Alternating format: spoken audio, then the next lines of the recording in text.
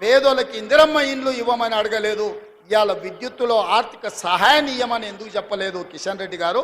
దీన్ని బట్టి నీ కుళ్ళేందో నీ అసూయేందో కళ్ళకు కనిపిస్తలేదా అని నేను అడుగుతున్నా. కానీ అదే సమావేశానికి ఈటల రాజేందర్ గారు వచ్చి మెట్రోను మేడ్చల్ వరకు ఇవ్వమని అడిగిన మాట నిజం కాదా?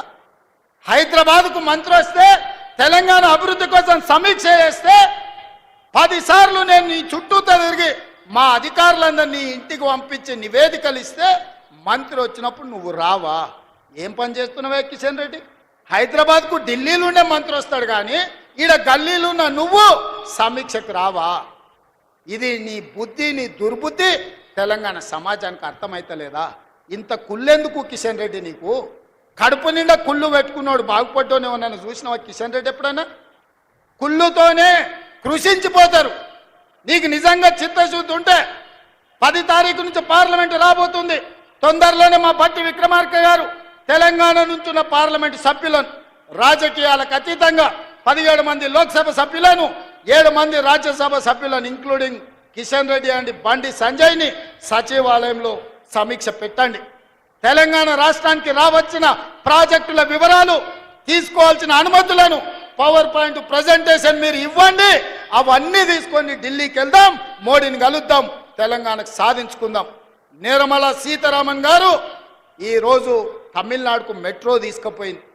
ఇవాళ కర్ణాటకలో చంద్రశేఖర్ గారు బెంగళూరుకి మెట్రో తీసుకొని పోయిండు. ఆడ ప్రతిపక్ష పార్టీల అధికారంలో ఉన్న కర్ణాటకలో ఉన్న శోభా గారు బెంగళూరుకు మెట్రో తీసుకెళ్ళింది. నిర్మల సీతారామన్ గారు వాళ్ళ సొంత రాష్ట్రం తమిళనాడుకు మెట్రో తీసుకెళ్ళారు. మరి నీ సొంత రాష్ట్రానికి ఎందుకు మెట్రో ఎందుకు మీరు తీసుకొస్తలేరు కిషన్ రెడ్డి అని నేను అడుగుతున్నా. ఇంత దుర్మార్గం, ఇంత కుళ్ళు నీ దగ్గర పెట్టుకొని నువ్వు మమ్మల్ని తిట్టి మమ్మల్ని బెదిరియాలనుకుంటున్నాడు. బెదిరిస్తే తెలంగాణకు రైలు వస్తుందా కిషన్ రెడ్డి? బెదిరిస్తే మూసి ప్రక్షాళన జరుగుద్దా? బెదిరిస్తే రీజనల్ రింగ్ రోడ్ వస్తుందా? ఉండొచ్చు నీ దగ్గర, మోడీ గారు ఉండొచ్చు, లేకపోతే ఈడీను సిబిఐ నీ దగ్గర ఉండొచ్చు. ఎంతకాలం భయపడతామే? సావు మళ్ళా రాదు కిషన్ రెడ్డి, గుర్తుపెట్టుకో. సావు ఒక్కటిసారి వస్తుంది. సావుకు తెగించే 10 ఏళ్ళు కొట్లాడినాం, సావుకు తెగించి కొట్లాడినాం కాబట్టి మా కాంగ్రెస్ పార్టీ కార్యకర్తలు తమ రక్తాన్ని చిందించి అవసరమైతే ఆఖరి శ్వాస వదిలిండ్రు కానీ కాంగ్రెస్ జెండా వదలలేదు. భుజాలు కాయలు కాసే విధంగా జెండాను మోస్తే ఈరోజు తెలంగాణ రాష్ట్రంలో మా ప్రభుత్వం వచ్చింది. మేమెవ్వరికి భయపడేటోళ్ళం కాదు, మర్యాదకు మర్యాద ఇచ్చేటోళ్ళం. మేము కొంతకాలం మౌనంగా మీరు చేసే తప్పులను లెక్క కడుతున్నాం అంతే తప్ప కిషన్ రెడ్డి గారు బెదిరించి బతకాలని చూడకు. ప్రజల గౌరవం పెంచుకోవాలంటే పని చెయ్యాలి. ఏం పని చేస్తావో చెప్పు, ఎట్లా చేద్దామో చెప్పు. మాకు బేసజాలు లేవు. నేను నీ ఇంటికి వచ్చిన, నీతో 10 సార్లు మాట్లాడినా, తెలంగాణకి ఇవి కావాలని చెప్పినా, నువ్వు సహకరించు కిషన్ అన్న, నువ్వు పెద్దోని అని చెప్పిన. నీ పెద్దరిక నువ్వు నిలబెట్టుకున్నావా? ఒక్కసారైనా పదా ముఖ్యమంత్రి గారు మోడీ దగ్గరికి వెళ్దాం, మన తెలంగాణకు తెచ్చుకుందామని ఎప్పుడన్నా మాట్లాడినవా?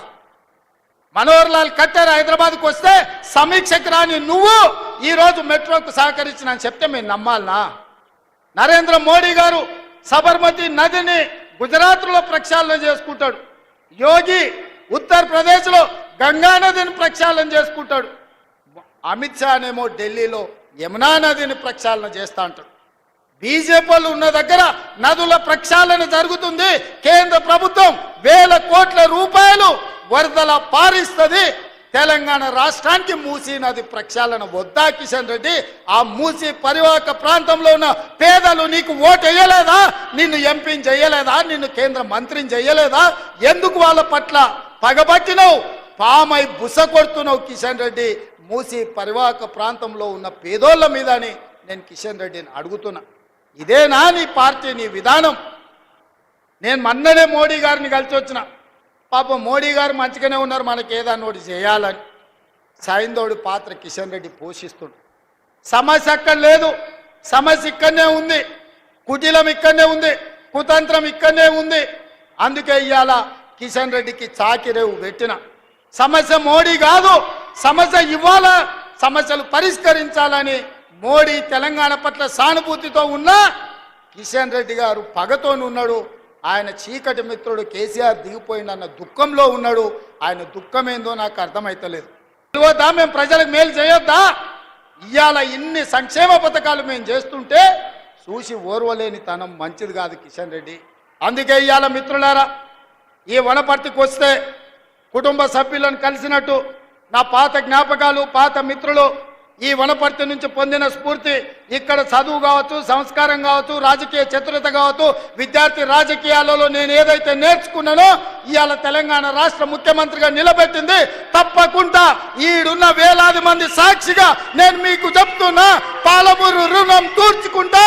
అది కిషన్ రెడ్డి అయినా, కేసీఆర్ అయినా, కేటీఆర్ అయినా, హరీష్ అయినా, కవిత గారైనా ఎవరినైనా లెక్క పెట్టేది లేదు. మా పాలమూరోళ్ళు అనుకుంటే మీరు ఎక్కడికి పోతారో కూడా నాకు తెలియదు.